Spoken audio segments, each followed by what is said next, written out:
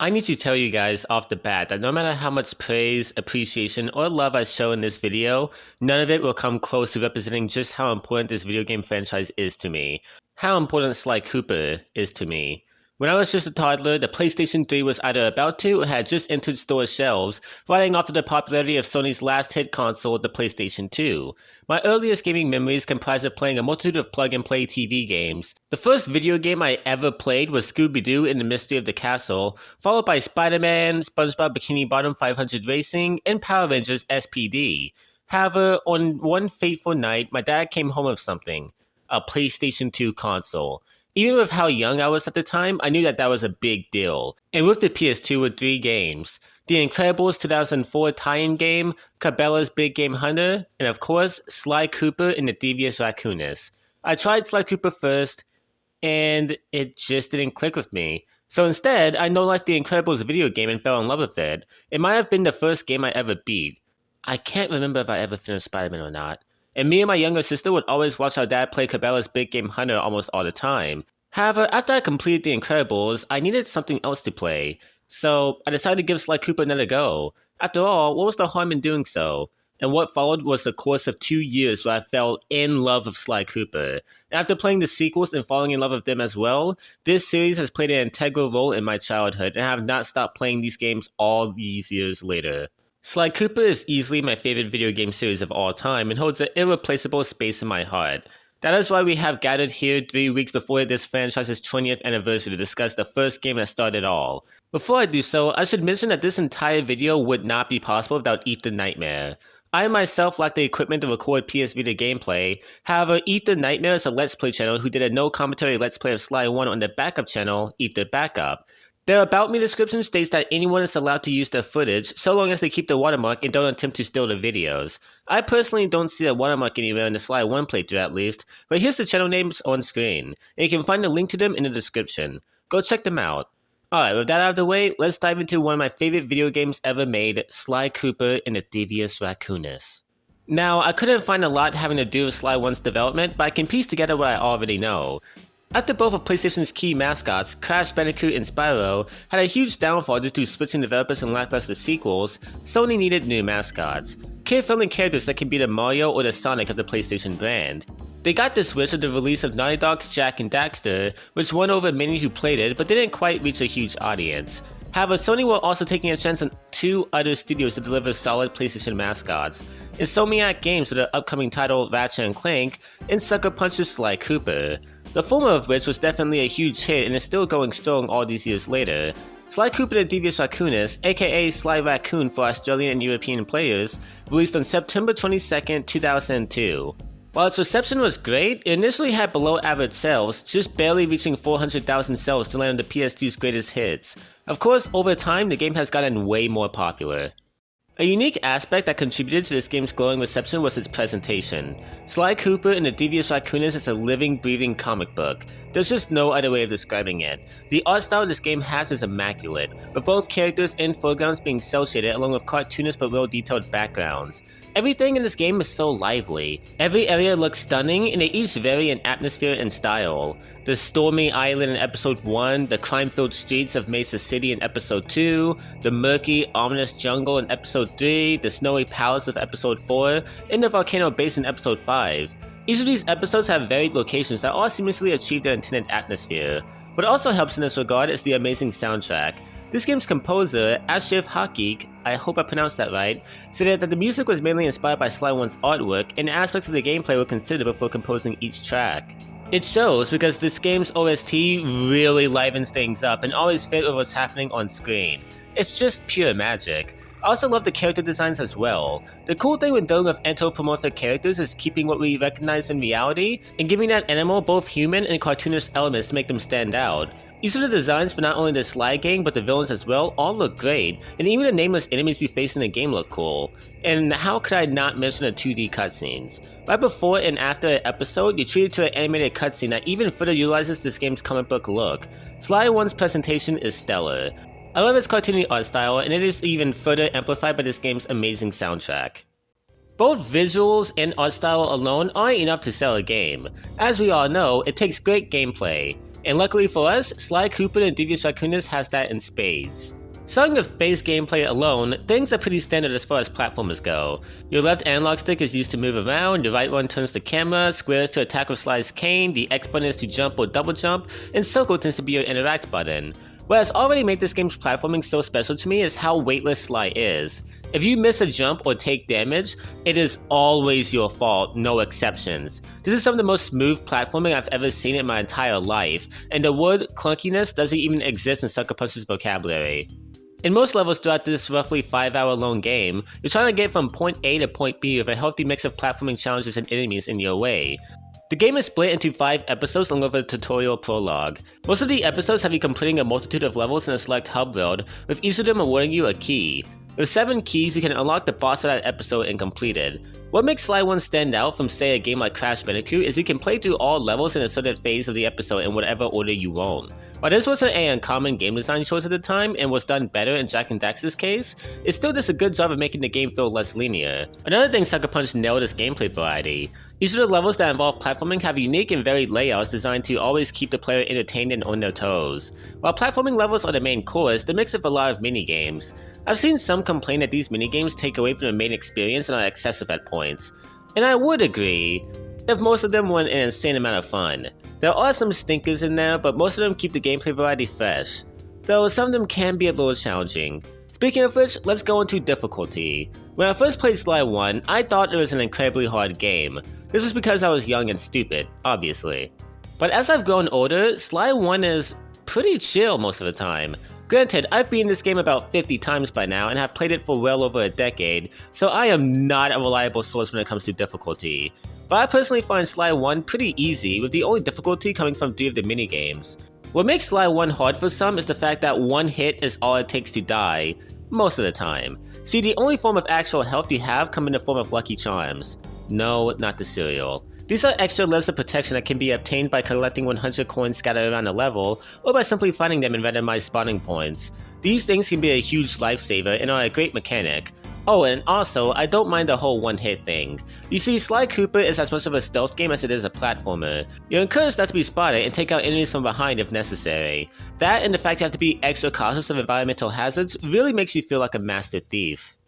Like I mentioned while discussing the game's immaculate presentation, this journey is divided into 5 episodes, with Sly taking on a specific crime lord and busting their operation in each one. And that all starts with episode 1, Tide of Terror.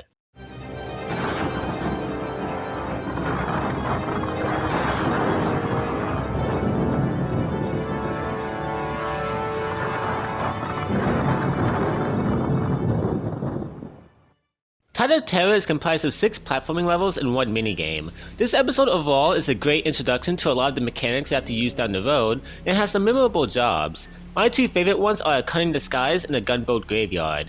In a cunning disguise, the whole gimmick of the level is that the episode's villain, Valerie, has set up impassable booby traps that can sense movement. So the only way to make it through the level is using a nearby barrel as cover, that you'll also have to use to bypass guards and security. It's easily one of the more stealth-oriented parts of the game, and I love it. And for Gunboat Graveyard, well, I love it less for its gameplay, but more for its general pirate-like vibe. With Valley being a literal fucking modern-day pirate, it makes sense for at least one job to revel in that kind of atmosphere, and seeing the wrecked ships in the background and having a platform across multiple wreckages is awesome. Oh, and I can't move on without mentioning Treasure in the Depths, the game's first minigame. Here, Sly is in a submarine and has to fight off crabs from taking any of the surrounding treasure, for some reason. While this job starts out chill at first, it gets surprisingly difficult with the more crabs that are on screen at once. One screw up and you have to restart the level all over again. This used to be the bane of my existence as a child, but with age, I can usually clear it first try. Still, it's heart-rushing, man. The episode concludes with a confrontation with Valley, and for the series' first boss fight, it's something. Valley will consume flies and blow it up in order to crush you, but as long as he dodges attacks and hit him when he's vulnerable, he'll go down like it's nothing. With that cleared up, let's head to Mesa City and Sunset Snake Eyes.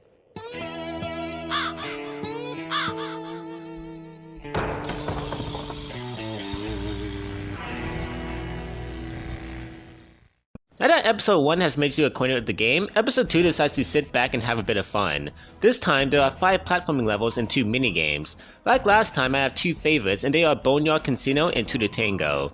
In Boneyard Casino, it's in the name. You're making your way across a huge, lively casino. And as a fan of these settings, I always look forward to this level, and it contains some pretty nice platforming. As for Two to Tango, here you're being pursued the entire time by Inspector Carmelita Fox, the law enforcer hell-bent on bringing you down.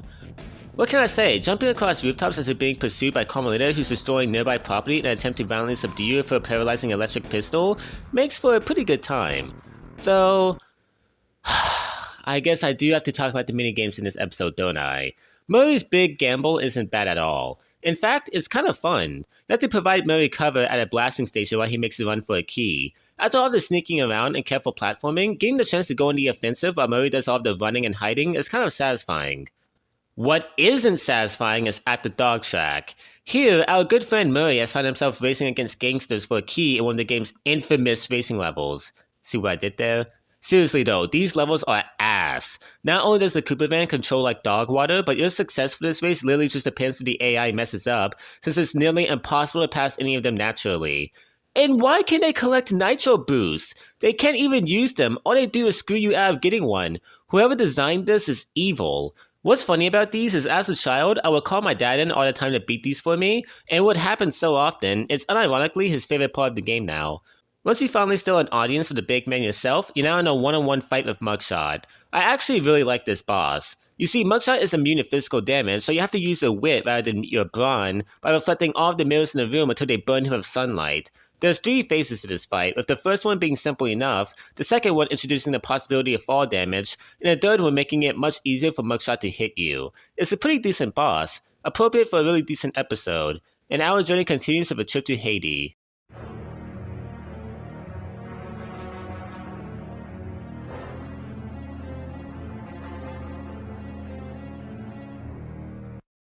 Episode 3 is by far my favorite tonally.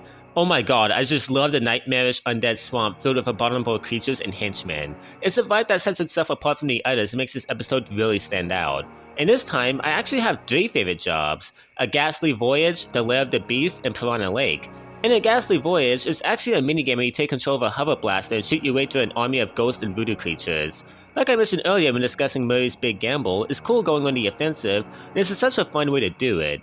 And in a complete contrast, Lair of the Beast has you doing your standard Master Thief platforming, all while something lurks beyond your view. Something big. When you reach the final stretch of the job, boom! This giant monster appears and gives chase, resulting in an easy but tense chase. I've always loved this level for the way it builds tension and how it uses some of the horror this remote location would naturally bring. And lastly, there's Piranha Lake, which funny enough, I used to hate as a child. You control Sly, who gets on a swamp skeef and has to run over 25 piranhas to use as fuel to light 25 switches before time runs up.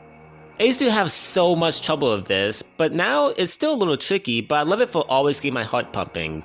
As for some of the other notable missions, there's, oh god fucking damn it, Dome, Home, Cooking. This level might just be the worst in the entire game. The basic premise is that you have to whack 50 chicken under a certain time limit in order to create a gumbo for a ghost. Honestly, that's one of the lesser weird things in this game. However, while you do this, bomb-carrying roosters will come out to chase you and attempt to blow you up. These roosters are really fast, so you have to avoid them and whack as much chicken as possible in an already strict time limit. A job like this is already out of place, but just to add the extra difficulty on top of it, I think Leon Scott Kennedy said it best. No thanks, bro.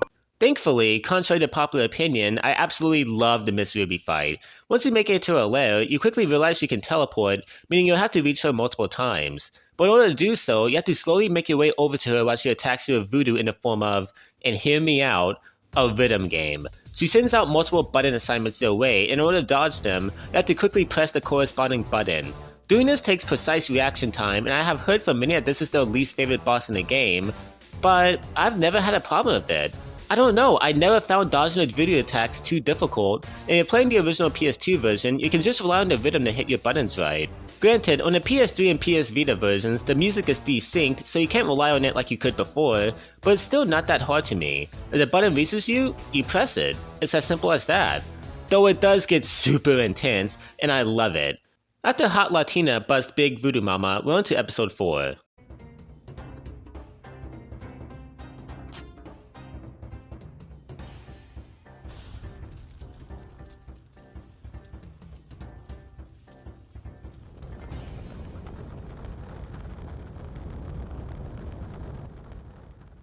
This episode, while not as atmospheric as the last one, still has a cool, snowy mood that's highlighted with pretty good scenery. I think all the levels in episode 4 are fun, but the only real standout job to me is Rapid Fire Assault, where you control the same hover blaster you did in Ghastly Voyage. This level is actually more fun and hectic than Ghastly Voyage, since plowing through ninjas is way more entertaining than Ghost to me personally, and I don't think it ever drags. Other levels I think I should mention are the King of the Hill, Desperate Race, and Duel by the Fire. King of the Hill is the second mission where you have to cover Murray as he makes a run for a key. Aside from it going on a little too long, it's fun, and then there's Desperate Race, which as the name implies, is another racing level. However, it's nowhere near as frustrating as the last one, likely due to the new track providing a lot of the ways for the AI to mess up, giving you a fair chance. On most occasions. Duel by the Fire is another job where Carmelita is hot on your tail, and like King of the Hill, it does go on for a little too long, but I'm usually having too much fun to notice. Once you ride a pair of fireworks into the Panda King's lair, it's time to put an end to its operations, which leads to a visually awesome fight. Basically, the goal is to make it to the Panda King and dodge his onslaught of fire attacks. Once you make it up to him, he'll switch up his moves to close quarter attacks while you gradually whittle down his health bar. It's a simple fight and admittedly a pretty easy one, but it provides a cool spectacle and the way Panda King announces his goofy ass attacks are always quotable. Booming chop! Fiery wheel! And after that's done, it's time to wrap up this journey with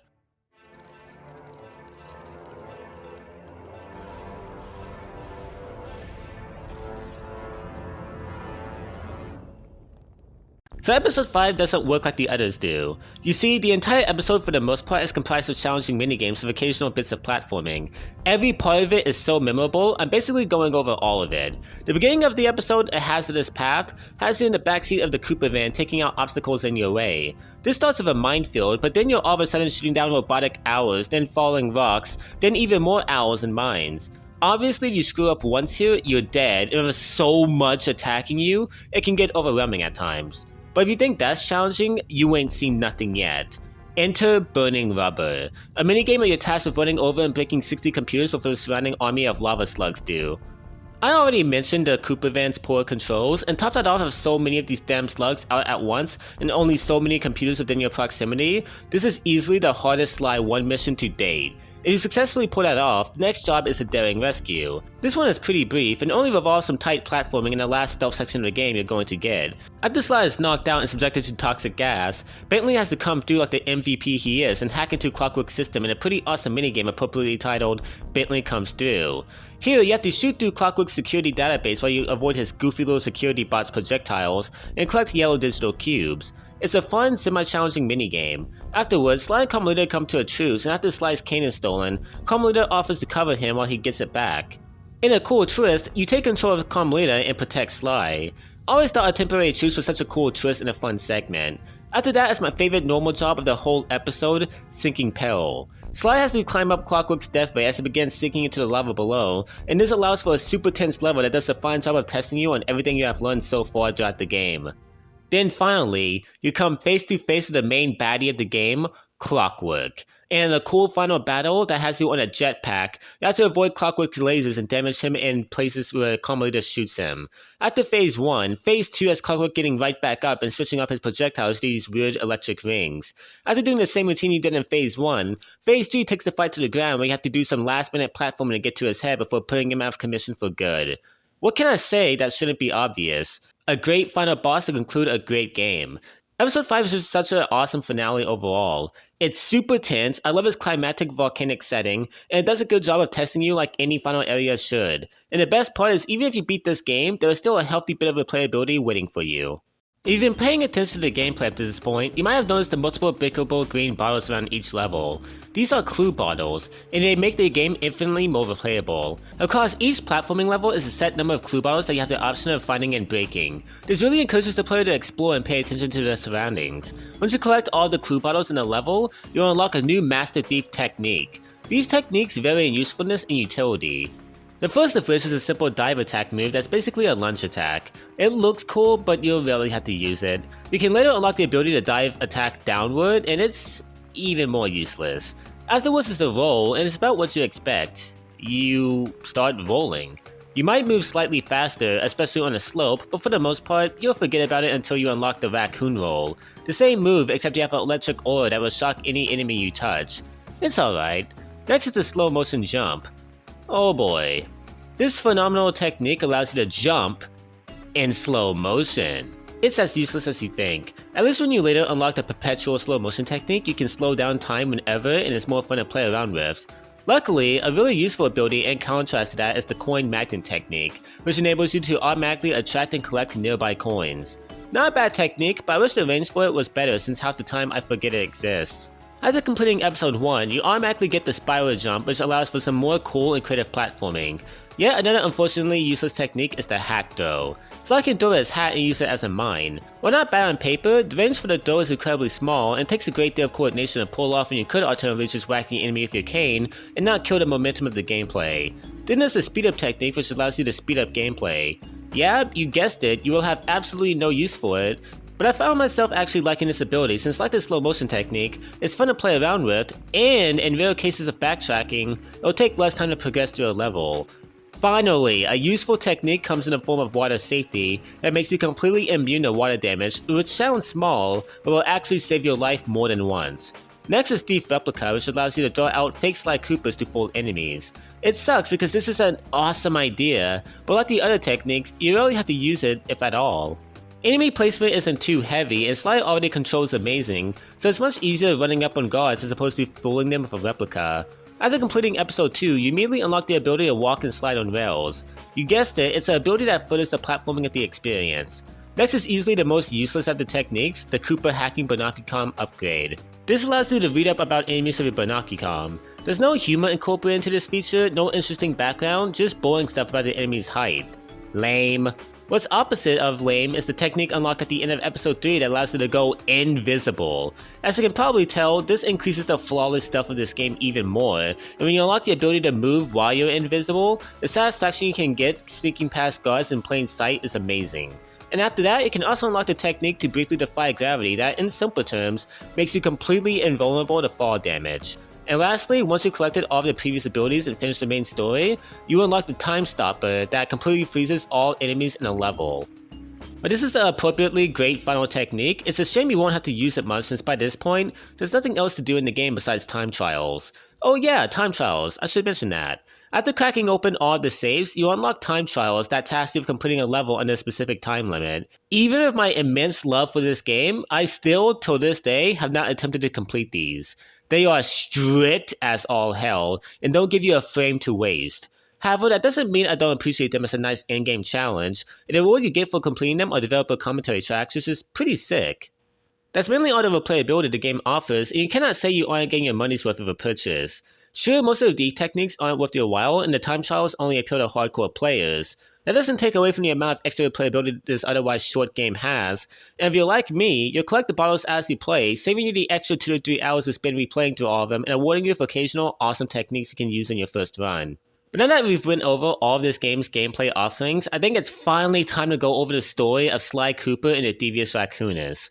The general plot synopsis goes as followed. Sly Cooper, our main protagonist, is a descendant of a long line of master thieves who operate under a certain code. Only steal from fellow criminals. After all, it's no fun stealing from us ordinary folk. Throughout Sly's family line, a book by the name of the Thievius Raccoonus has been passed down for generations. In it contains a long list of knowledge and techniques journaled in the book by each ancestor.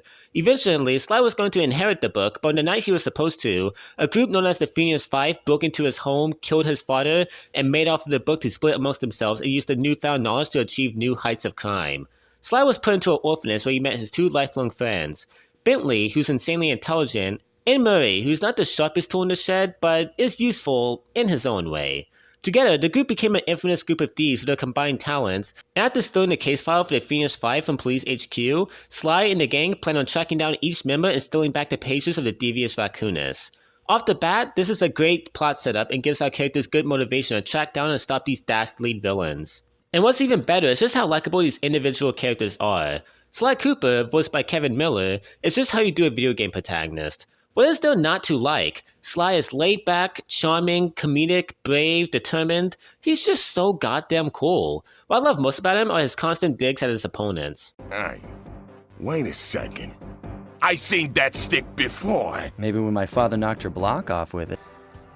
If you go poking around his stronghold in China, you're likely to get poked back. Yeah, well, if he's anything like the rest of you. I think I'll manage. Kevin's voice is such a great fit, even if his performance in this game could have been a little more lively. If you're wondering how I can call a character who's seemingly perfect at everything good, well, the thing is, Sly would be completely lost without his lifelong friend, Bentley, played by Matt Olson.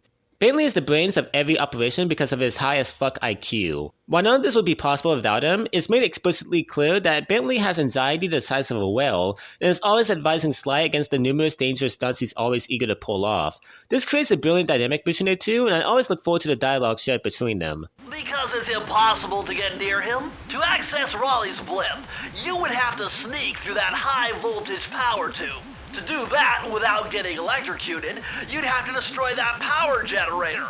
And to do that, you'd need 2 more of Raleigh's treasure keys, which are heavily guarded.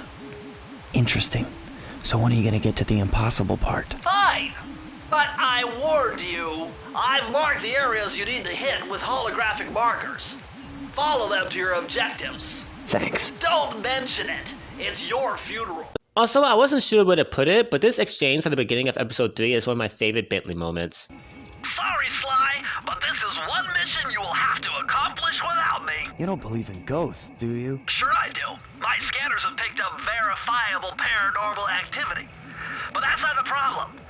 This swamp is oozing with disgusting mold and bacteria. And finally, we have Murray, played by Chris Murphy, who definitely sticks out, which I'm pretty sure was intentional. Unlike Sly, who's the obvious field man, or Bentley, who's a strategist, Murray doesn't have a core skill the group can rely on. He's mainly just a driver. And that's what makes Murray so amazing in this game.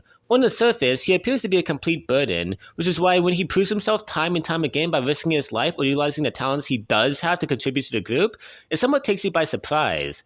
Murray may not be the coolest or the smartest, but he's the bravest. He has a heart of gold and is willing to do anything for his friends.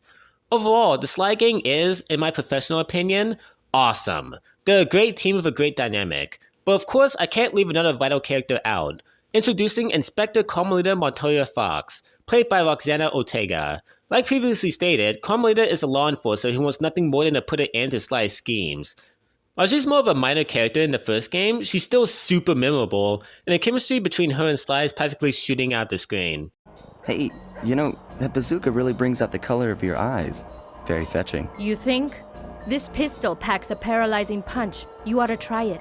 Might snap you out of your crime spree. And give up our little rendezvous? Plenty of time for that once you're safely behind bars. With our heroes out of the way, I think we can briefly go over the members of the Fiendish Five. In episode 1, we're going after Sir Valerie the Frog. I've always loved Valerie's backstory. Are you ready to hear what drove this frog down a life of crime? He was so rich, he got bored and decided to basically become a pirate, inventing a literal storm machine to sink passing ships. What a little shit. Honestly, wish we got more screen time with Valerie because in just the boss fight introduction alone, he makes an interesting impression. How delightful. We have a guest. The only thing is, I hate unexpected guests. Listen, Raleigh, wipe up my family and steal what's mine? You better expect company. Oh, I'm ever so sorry. How sloppy of me not to finish the job. Obviously, we should have snuffed you out as well. So, without further ado, let me make amends by what? Bloating to gargantuan size and squashing you like the insignificant bug that you are! He's such a wild card. In episode 2, the villain we're confronting is Mugshot, a bulldog who was once excessively bullied, but after being inspired by a gangster movie, he got ripped and became a full-fledged gangster himself. While nothing special, I found myself also really liking Mugshot as a comedic villain, and when you finally confront him, the revelation that he couldn't read the pages of his section of the Thievius Raccoonus and basically had no use for them is hilarious. On to Miss Ruby, who I also find to be a great antagonist. Instead of being bullied, Miss Ruby was instead feared growing up, and definitely had a miserable childhood as a result of being unfairly shunned. So as a way of getting revenge on the world, she took up the voodoo arts and is now fostering an undead army. What I find cool about Miss Ruby is she's not like the others who only has their mind focused on specific criminal operations. No, she wants to take over the entire world. If Sly hadn't stopped her, she might have literally caused an undead uprising. Not only is Miss Ruby intimidating, but she is also wildly entertaining as well. Oh, Sly, I see your mouth a moving, but all I hear Her voice actress did such a phenomenal job, holy shit. Next in episode 4 is the Panda King, who, while not as cool as the previous 3, definitely has his perks. Once being a poor child of a deep love and appreciation for fireworks, Panda King always wanted to offer his fireworks to the nobleman who would set them off each year. But after being shunned away because of his low-class status, Panda King became enraged and used his demolition skills to destroy villages and bring fear to his country. What makes the Panda King so cool is just how he is not fucking around in the slightest. Not only are there no comedic attributes to the character, but he kills innocent people like it's nothing. We see him bury an entire village in snow. It's insane. I especially love how instead of joking around lightheartedly, Sly calls him out for his shit upon meeting him. You are a thief, just like me. No, that's only half right. I am a thief from a long line of master thieves, while you're just a frustrated firework artist turned homicidal pyromaniac. Eventually, Panda King is defeated and we move on to episode 5 where stuff gets real. Because while Panda King was suddenly a monster along with the other 3 Fiendish Five members, aside from Mugshot who's a big old goofball, nothing even comes close to the leader of the Fiendish Five, Clockwork. You see, while the other 4 are big-time criminals, Clockwork is more than that. He's the embodiment of hatred itself. Across all of Sly's photos of his ancestors, he noticed an unmistakable silhouette lurking in the background, watching them. This was Clockwork. You see, out of jealousy for the Cooper family, Clockwork forced himself to stay alive for hundreds of years to extinguish the Cooper ancestry, even going as far as to replace his organic body of metal just to stay alive. Not to live, but to kill out of jealousy. I don't even think you need anything else to realize just how important this villain is and why he's so evil. Eventually you face him and you hear this amazing exchange. I don't get it. You're so familiar with my family. You must have known my father had a son. If you hated the Coopers so much, why did you let me live when you stole the Thievius Raccoonus? Because I wanted to show the world that without your precious book, the Cooper line was nothing. Ah, well, there's where you're wrong. The Thievius Raccoonus doesn't create great thieves. It takes great thieves to create the Thievius Raccoonus. After putting his robotic owl ass on the ground, you defeat Clockwork once and for all after you satisfyingly get to well on him before putting him out of commission for good. With the threat to the Cooper line finally destroyed and the Thievius Raccoonus nearly restored, everything seems right as rain. Who could ever forget the lovely Carmelita? Looks like we're not going to be friends anymore. Now that Clockwork's death ray is out of commission, we're back to playing cops and robbers. I thought for sure she was gonna slap the handcuffs on me right then and there. But instead, she was true to her word and gave me that 10-second head start. 10, 9, 8, 7, 6, 5, 4, 3, 2,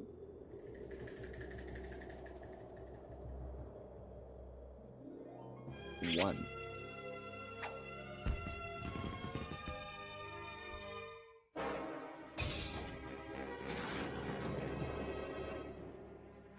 I felt bad leaving her stranded on that giant rock, but I knew it wouldn't be long before we'd see each other again.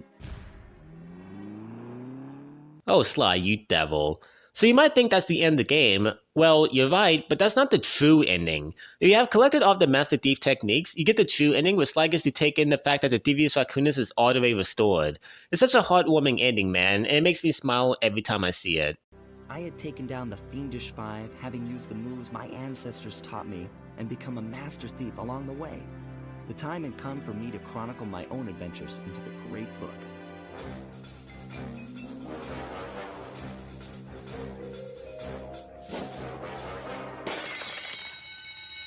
This is gonna be fun. Sly Cooper and the Thievius Raccoonus changed my life.